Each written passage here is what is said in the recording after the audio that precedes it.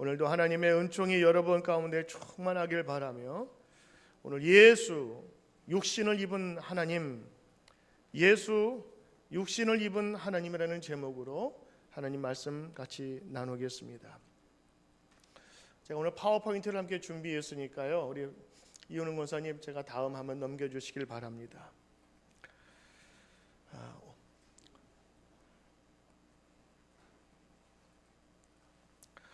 오늘은 대강절의 첫 번째 주일입니다. 교회에서는 대강절을 주일 4주간을 지내는데 성탄절 25일 전 4번의 주일을 예배를 대강절기로 정하여 지키고 있습니다. 대강절이 뭐냐?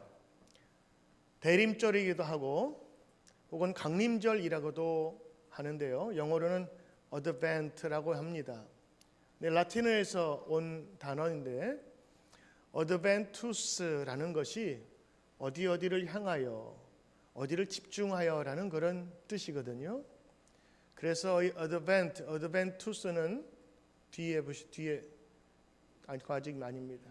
뒤에 보시면 그 어드벤투스는 어디를 향하여, 그래서 성탄절을 향하여 이 4주를 준비하는 기간, 이 기간을 교회에서 대강절이라고 합니다.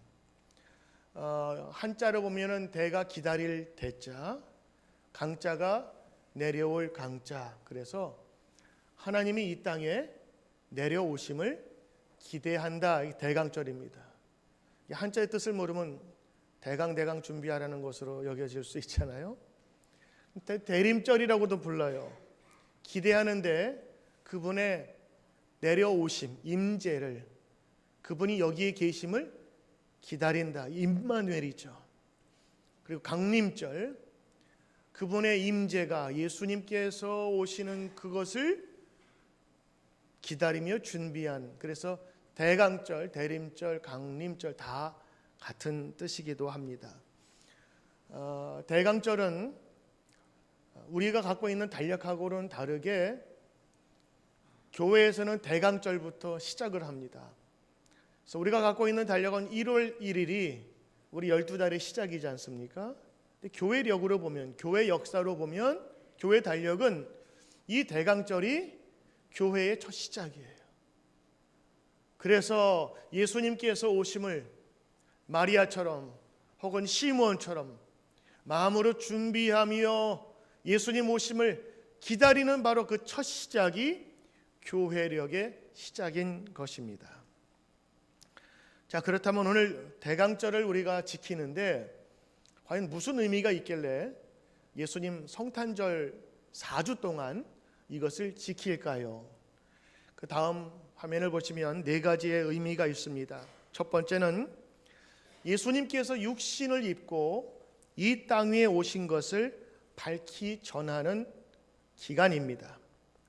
두 번째는 성육신하신 예수님을 우리 안에 기쁨으로, 간절함으로 모시는 일입니다. 세 번째는 다시 오실 예수님을 온전하게 맞기 위하여 주님 앞에서 참회하며 순종을 통해서 자신을 돌아보는 시간입니다.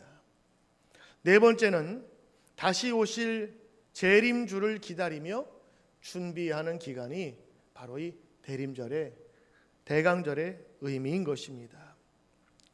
그래서 성탄, 우리가 참 중요하지만 성탄을 위해서 준비하는 이 4주간은 마치 사순절처럼 예수님의 부활을 준비하듯 예수님의 탄생을 준비하는 기간이 바로 이 대강절, 어드번트라고 하는 이 절기입니다.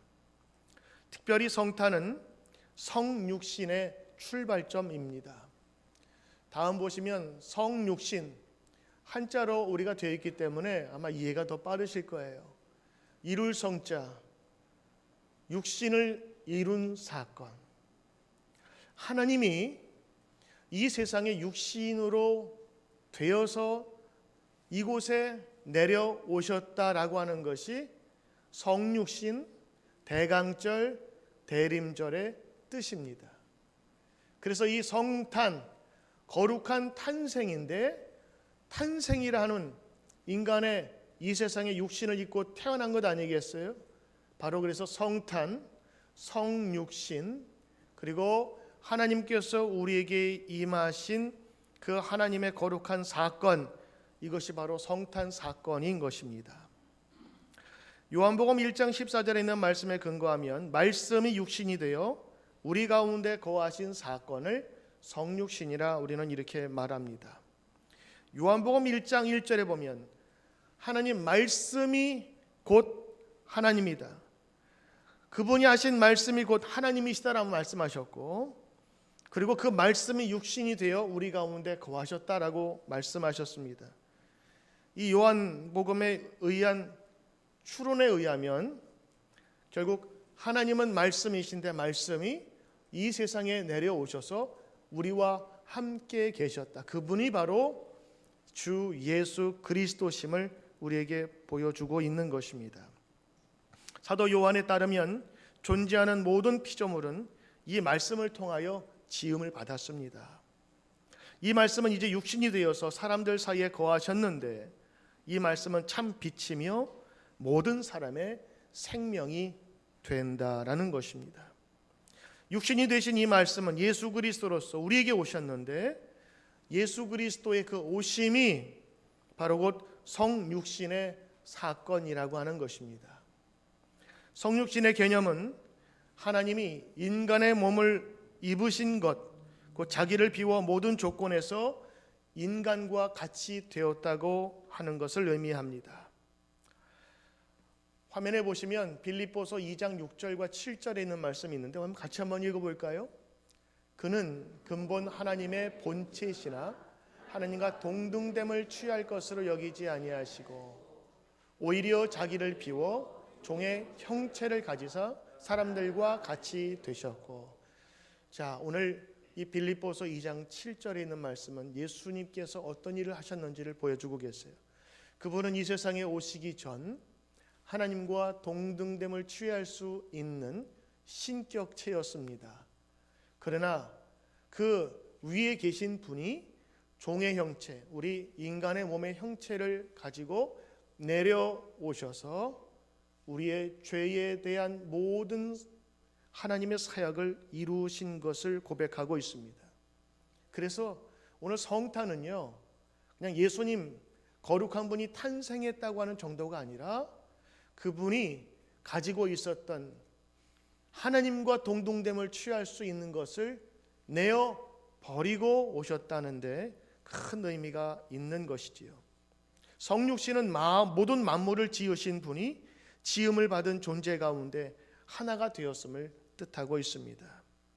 예수님은 말씀으로 빛으로 영광 가운데 존재하시다가 육신을 입으시고 이 땅에 오신 것입니다.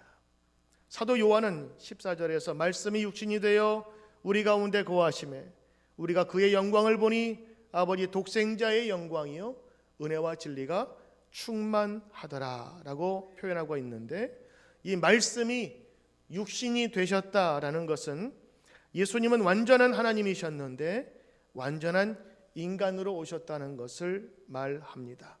사도 요한은 요한복음에서 이 성육신을 증거하기 위하여 예수님에 대한 여러 인간적인 모습을 우리에게 보여주셨어요. 예수님은 그래서 피곤하셨어요. 예수님은 그래서 갈증을 느끼셨어요. 5장에 보면 예수님은 하나님께 의존하셨고 11장에 보면 슬퍼서 눈물도 흘리셨어요. 그리고 때로는 11장에 분노하셨고 12장에 갈등도 하셨고, 그리고 마지막에는 십자가에 못 박혀서 죽으셨어요. 이것이 인간적인 모습을 가진 예수님의 모습인데 우리와 똑같음을 보여주는 바로 이 성경 말씀인 것입니다. 거하신다라는 이 뜻은 장막에 산다라는, 텐트에 산다라고 하는 개념으로 예수님께서는 이 장막을 침과 같이 일시적으로 이 세상에 머물러 계심을 말하고 있는 것입니다. 자, 그렇다면 왜 왜 예수님은 이 땅에 하나님과 동등됨을 취하지 않고 종의 형체를 비어서 우리에게 오셨을까요? 왜 오셨을까요? 오늘 여러분과 두 가지 이유로 오늘 이 대강절 첫째 주를 함께 나누려고 합니다. 첫째, 다음 장을 보시면 왜 인간의 몸을 입고 이 땅에 오셔야만 됐나요? 첫째, 죽으시기 위함입니다. 우리들은 이 죽는다는 것이 무덤에 가는 마지막으로 생각을 하는데, 이 성경의 전통을 보면 이 죽음은 곧 새로운 생명의 탄생과 연결되어 있어요. 그러니까 우리는 죽음 그러면 슬프거나 마지막이라고 하는 개념이 강하거든요. 그러나 하나님의 백성들의 역사를 보면 죽음을 통해서 새로운 생명이 잉태됩니다. 그들이 늘 드렸던 제사는 죽음이 그곳에 있었어요. 그래서 제사를 드릴 때마다 자기가 형편에 따라서 소나 양이나 염소나 아주 정결하고 깨끗한 것을 골라서 제사를 드리러 가는데, 혼자 가는 것이 아니라 제물과 함께 가요. 그래서 속죄 제물, 내 죄를 씻기 위해서는 내가 죽어야 되는데 내가 죽으면 안 되니까 그 짐승에다가 머리에 손을 얹고 기도합니다. 하나님, 나의 죄를 이 짐승에게 전가시켜 주십시오. 내가 피를 뿌려 죽어야 하나 하나님의 은총으로 내 죄가 이곳에 넘겨지게 하소서 해서 머리에다 손을 얹고 기도하면 나의 죄가 전가되는 거예요. 전달되는 거예요. 트랜스퍼 되는 거예요. 그리고 나서 기도한 이후에 그 제물을 잡죠. 피를 내지요. 죽음을 보고 제단에 뿌려서 그것으로 하나님께 드리면 그것이 속죄 제사, 혹은 그렇게 죄를 전가한 짐승을 광야에다가 그냥 내버려 두는 거예요. 짐승의 밥이 되든지 아니면 광야에서 내 죄가 멀리 떠나듯 그것을 상징하면서 짐승을 드리는데, 그 짐승의 피로 말미암아, 그 죽음으로 말미암아 누가 살아요? 내가 사는 거거든요. 이게 제사의 원리였어요. 그래서요, 이분들은요, 죄가 용서받기 위해서는 누군가 피를 흘려야 되는 것, 피가 있어야 된다는 것을 그냥 몸으로 생활로 알고 있었어요. 그래서 이 죄를 용서하시기 위한 하나님의 크신 방법은 인간과 같은 그 죄의 용서함의 대상이 필요했는데, 자기 사랑하는 자녀를 그 대신 제물로 써서, 그리고 그것을 제물로 쓰기 위하여 인간과 같은 모습의 그 무엇이 필요하기에 하나님께서는 이 땅에 그 육신을 입은 하나님을 보내신 것입니다. 그래서 왜 우리 가운데 오셨습니까 하면, 첫째는 죽으시기 위함이었습니다. 죽으심은 곧 또 다른 생명을 살린다는 것을 의미합니다. 사실 하나님의 특성이 무엇인가 묻는다면 하나님은 영원하다고 하는 것입니다. 그리고 불멸합니다. 그러므로 하나님은 죽으실 수 없어요. 그런데 죽으시려면 인간의 육신을 입으셔야 합니다. 그래서 인간의 몸을 입고 이 땅에 오신 것입니다. 그러면 왜 죽으셔야 했을까?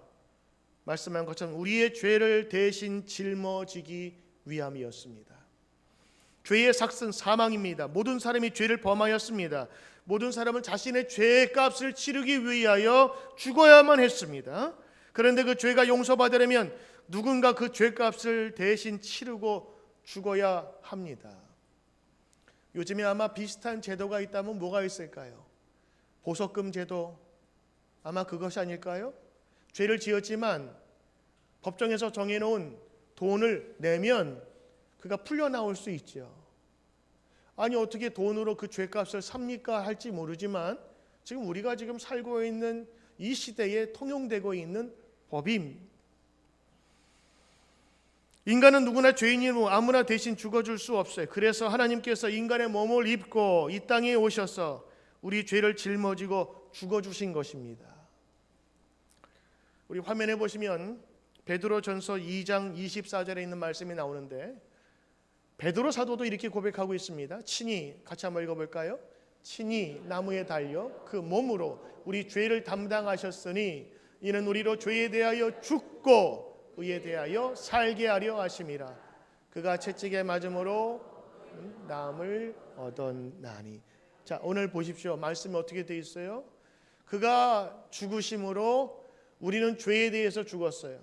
죄에 대해서 이제는 그 죄가 나를 억누르거나 나를 주장할 수 없어요. 그리고 어떻게 살아요? 이제는 의에 대하여 살게 하심으로 우리를 의로운 사람으로 만드셨어요. 우리를 의롭다 칭하셨어요. 그래서 이 칭의의 개념이 바로 여기에서 나오는 것입니다. 이거는 다 소세지처럼 연결되어 있는 것이에요. 이 땅에 오신 예수님은 죽으러 오셨는데 그 죽음을 통해서 우리를 다시 살리시기 위함이라고요. 화면에 보시면 우리 히브리서 9장 27절 28절에 나오는데 한번 읽어볼까요? 시작. 한번 죽는 것은 사람에게 정해진 것이요 그 후에는 심판이 있으니. 28절.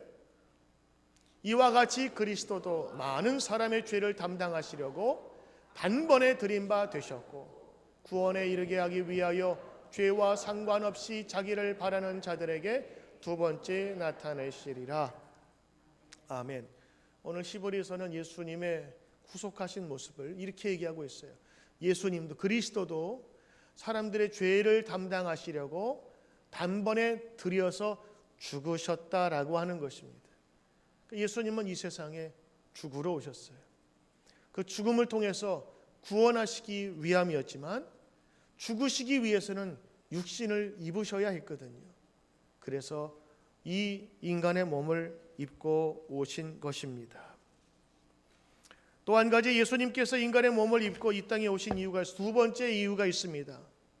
두 번째는 삶의 모본을 보여주시기 위함이었습니다. 우리가 하나님에 대해 생각할 때 추상적으로만 생각할 수밖에 없어요. 왜요? 하나님은 보이지 않으시고 때로는 천사를 통해서 역사하시지만 그분의 모습을 드러낸 적이 없어요. 우리는 오직 말씀으로만 추론할 수 있는 것입니다. 그런데 예수님께서 이 땅에 오심으로 말미암아 똑같은 연약한 육신의 몸을 가지고 있는 우리와 같이 사시면서 삶의 모범, 신앙의 모범, 어떻게 믿어야 하고 살아야 가는가를 보여주셨어요. 그분은 가난한 자들의 친구였습니다. 병든 자들을 가까이 하며 도와주었습니다. 때로는 피 묻은 자에게 가서 그에게 구원을 선포하신 분이셨습니다. 그분은 사람들이 찾아가지 않는 어린이들과 여자와 병자들, 약자들에게 가서 복음을 선포하신 분이셨습니다. 그리고 한편으로는 이 땅에 사실 때에 철저하게 말씀에 순종하는 바를 가르쳐 주신 분이십니다. 습관을 조차 주님은 새벽 기도를 나가셔서 하나님께 기도하셨고 중요한 일이 있을 때마다 하나님에게 엎드리는 법을 우리에게 가르쳐 주셨습니다. 단지 십자가에 죽으시기 위해서 오신 것만이 아니라 그의 전체적인 삶을 통해서 믿음은 이런 것이다, 하나님의 자녀의 삶은 이런 것인가를 보여주기 위해서 이 땅 위에 직접 오신 것입니다. 예수님이 안 계셨다면 제자들도 없었겠죠. 하나님이 직접 만나셔야 했을 것입니다만 예수님 그 육신의 몸으로 오심으로 말미암아 우리는 새로운 이 땅에 계셨던 예수님을 기억하며 예수님처럼 살 수 있게 된 것입니다. 이제는 귀로만 들었던 것이 눈으로 보게 되었고 그분의 이야기를 우리는 성경을 통해서 실제적으로 만지듯 그분의 삶을 보게 된 것이죠. 고통과 연약한 상태에서 철저하게 말씀을 순종함으로 승리하는 법도 가르쳐 주셨습니다. 때로는 천사는 죽지도 아니하고 영원한 승자일 것만 같은데 주님은 약한 인간의 모습으로 오셔서 죽으셨어요. 그런데 그것으로 끝이 아닌 부활이 있다는 것을 육신의 몸으로 우리에게 또한 가르쳐 주셨어요. 여러분, 부활은 우리 기독교에만 있는 놀라운 사건입니다. 왜냐하면 성육하신 그 약함이 오히려 다른 그 어떤 것보다 강한, 오히려 죽음을 이기고 새로운 영생의 길을 가는 이 부활의 능력을 우리에게 소개해 주었기 때문인 것입니다. 바로 이 모든 것의 시작이 바로 성탄, 그리고 성탄을 준비하는 이 강림절의 성육신 안에 있는 것입니다. 예수님께서는 성육하심으로 우리에게 낮아짐과 겸손함과 순종함을 가르쳐 주셨습니다. 십자가의 아픔과 고통에서 더 이상 나가기 싫으며 힘들었던 예수님도 아버지의 뜻이라면 따르겠습니다 하는, 주님 말씀하시면 내가 가리이다 하는 그 주님의 말씀에 순종한 것입니다. 주님은 때로는 시험 받으셨어요. 그러나 말씀으로 이기셨고, 그리고 죄 없으신 예수님께서 바로 우리의 스승이 되셨던 것입니다. 요한일서 5장 3절에 있는 말씀을 보면 이렇게 되어 있습니다. 하나님을 같이 읽어볼까요? 하나님을 사랑하는 것은 이것이니 우리가 그의 계명들을 지키는 것이라. 그의 계명들은 무거운 것이 아니로다. 맞습니다. 그의 계명은 무거운 것이 아니었어요. 옛날 사람들은 수많은 율법을 정해놓고 하나만 어겨도 구원받지 못하지만 예수님께서는 크게 두 가지로 율법을 정리해 주셨어요. 그것이 오늘 성만찬 때 예수님께서 말씀하셨던 New Covenant, 새로운 계명이고 새로운 계약이에요. 첫째가 하나님을 사랑하는 것, 그렇죠? 두 번째가 하나님께서 우리에게 함께 주신 이 많은 이웃들을 사랑하는 것. 오늘도 주님께서는 그 사랑하는 것이 무거운 것이 아니라고 말씀하시면서 하나님을 사랑하는 것, 그것은 그의 계명을 지키는 것이다 말씀해 주셨습니다. 주님은 우리의 스승이 되셨고 우리가 어떻게 살아가야 될지를 보여주셨습니다. 우리 다음 마태복음 4장 19절에 보면 예수님께서 행하셨던 그의 일을 우리에게 말씀하고 분부하십니다. 같이 읽어볼까요? 말씀하시되 나를 따라오라.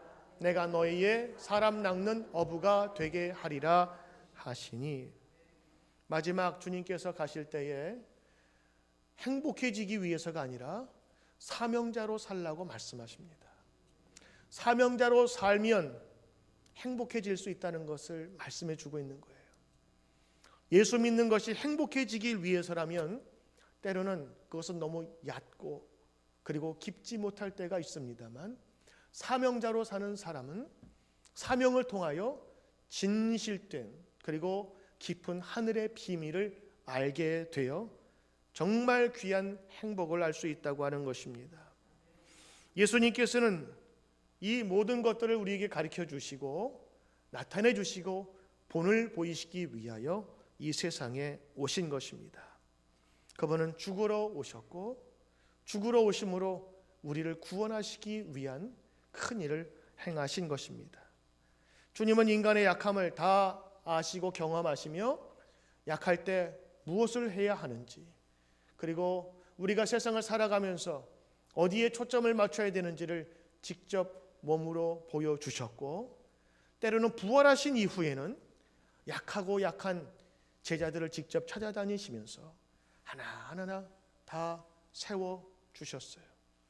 무덤에서 부활하시고 우는 마리아에게 나타나셔서 울지 말라, 그리고 이 부활의 소식을 전하라 말씀하셨고, 예수님의 죽음에 허탈한 모습으로 자기 고향으로 돌아갔던 베드로와 그 제자들에게 나타나셔서 내 양을 먹이라, 다시 일어서라.